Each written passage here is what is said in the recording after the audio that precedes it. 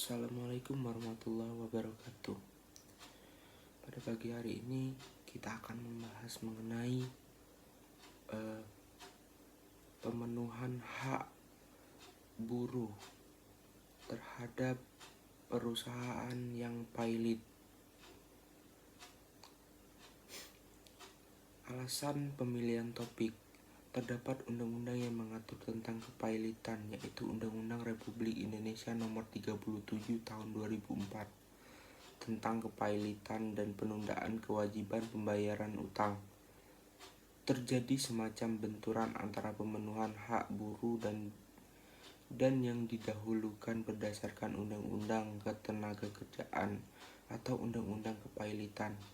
Akan tetapi, dalam asas hukum terdapat asas yang berbunyi lex specialis derogat legi generalis, yang berarti peraturan yang lebih khusus mengalahkan peraturan yang lebih umum, sehingga diperlukan pengkajian mengenai hak buruh pada perusahaan pilot dengan mengacu pada hukum yang lebih khusus, yaitu undang-undang atau peraturan yang langsung membahas dan mengatur mengenai kepailitan, yaitu Undang-Undang Republik Indonesia Nomor 37 Tahun 2004 tentang kepailitan dan penundaan kewajiban pembayaran utang, dan Peraturan Pemerintah Republik Indonesia Nomor 78 Tahun 2015 tentang pengupahan.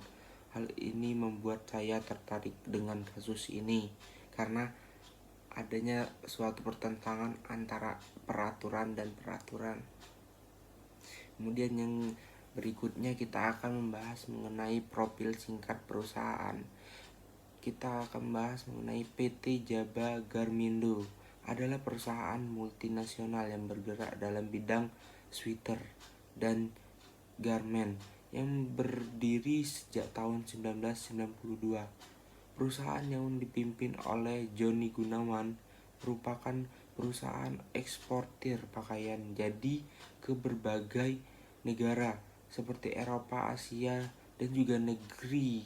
Semenjak 9 Januari 2015, PT Jaba Garmindo dimohonkan permohonan penundaan kewajiban pembayaran utang atau PKPU oleh dua bank, UOB Indonesia dan CIMB Niaga, pasca pihak perusahaan atas nama Joni Gunawan tidak lagi membayar tagihan piutang semenjak 27 April 2014. Pada tanggal 22 April 2015, PT Jaba Garmindo dinyatakan pilot oleh Pengadilan Niaga Jakarta Pusat dengan putusan nomor 4/PDT Sus -Pilot -2015 Pengadilan Negeri Niaga Jakarta Pusat karena terbelit hutang dengan para bank sebagai kreditur pemberi kredit.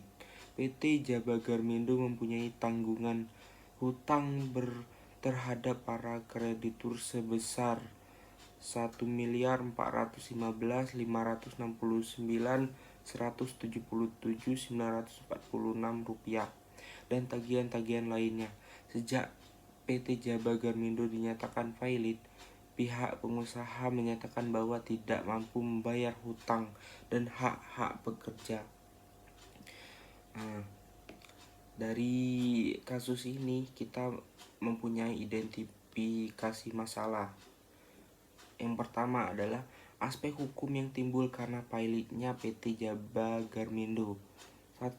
Gugatan yang diajukan Shima Seiki Ltd Hong Kong dan Shima Seiki FG Ltd terkait aset PT Jaba Garmindo dalam pilot terhadap PT Bank MNC Internasional Tbk dan PT Bank SBI Indonesia terus bergulir terkait dengan penetapan insolven dari hakim pengawas.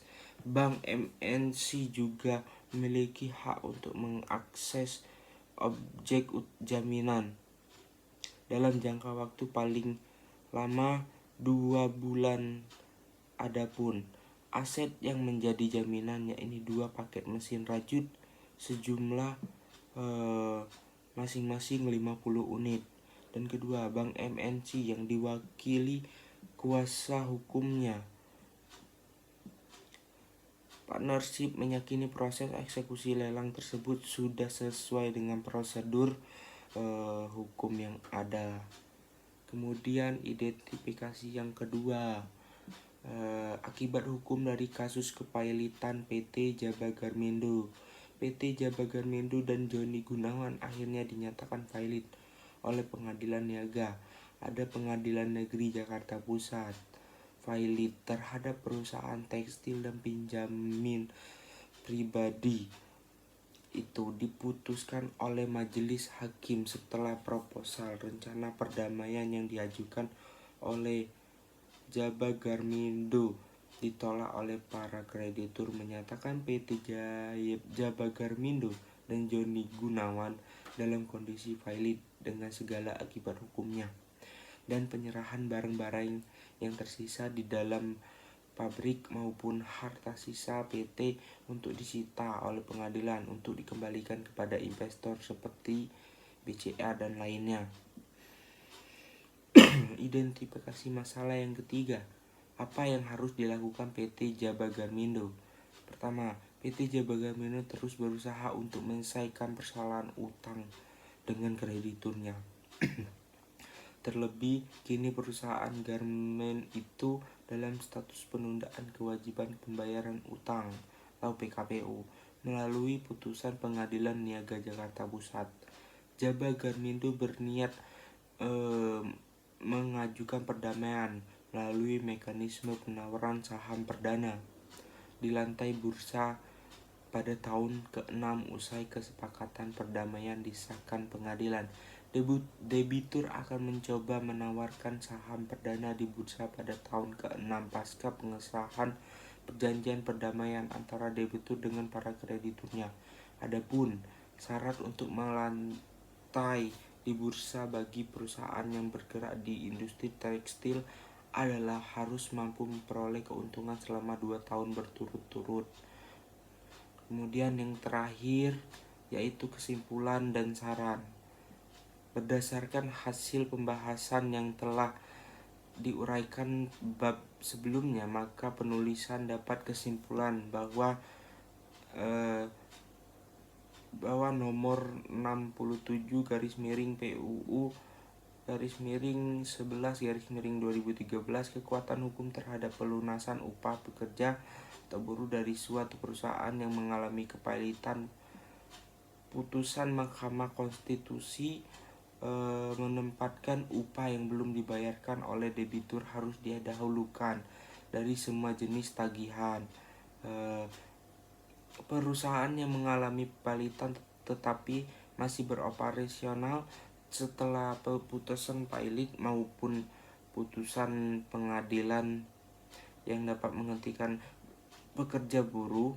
Perusahaan yang telah menerima putusan pailit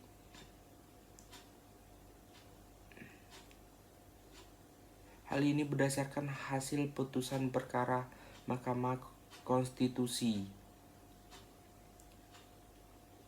yang merupakan hasil pengkabulan permohonan pengujian pasal 95 ayat 4 Undang-Undang Republik Indonesia nomor 13 tahun 2003 tentang ketenagakerjaan dan Undang-Undang Dasar Negara Republik Indonesia tahun 1945 yang melindungi dan memberikan putusan MK memberikan hak-hak pekerja dan kesejahteraan umat manusia. Putusan ini merubah praktek yang selama ini menempatkan pekerja berada pada urutan terakhir. Penulisan dapat memberikan saran agar perusahaan yang mengalami kepailitan diharapkan mematuhi putusan MK nomor PUU-11/2013 dengan mengutamakan pelunasan pembayaran upah sebagai konstitusional para pekerja atau buruh yang tidak boleh dikurangi atau dihilangkan sesuai dengan amanat Undang-Undang Dasar 1945.